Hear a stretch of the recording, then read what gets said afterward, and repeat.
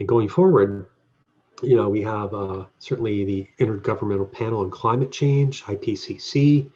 The United States does climate change assessments in various scientific committees, in the federal agencies and state agencies, and even local government now are developing their own localized climate and sea level predictions. In a nutshell, if we looked between 4 feet to 6 feet, it's looking increasingly toward the 6 feet side. By 2100, we have millions of people in the United States that would be flooded, and flooded routinely. This is even before storm surges and storminess changes would be accounted for. We then have a situation where what was once maybe a 100-year storm occurs in probability sense, twice as often, or much more likely a 50-year storm. Hampton Roads has been a leader in this. We have a sea level projection here from Virginia Institute of Marine Science and the Hampton Roads Planning District Commission, kind of comprising the local governments as a regional planning organization.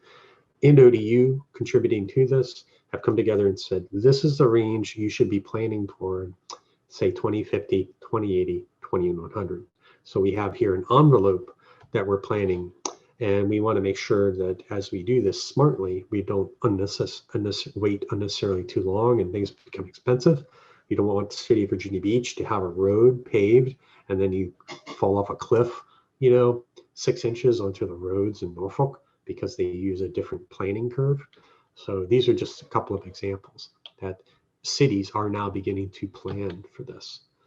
Here's a graph that really tells that story. And we see different curves, different colored lines, basically reflecting which sea level curve we actually see. Depending on the curve, then, we have a wide range in time where we may see 3 feet of sea level rise. It could be as soon as 2050, it could be as late as 2080 almost. But that depends yet still what we do in terms of climate change mitigation, greenhouse gas emissions, but it also depends on the system itself. It depends on the Greenland and Antarctic ice sheets. So we have here a situation of still remaining high degree of uncertainty which trajectory we're going to be going on, because that depends quite a bit on us. But we've reduced the uncertainty that we are a problem causing this.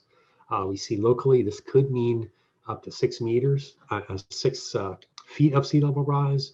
But if we have, kind of biblical collapse of ice sheets in Antarctica, we could see even 6 meters over a span of a few decades.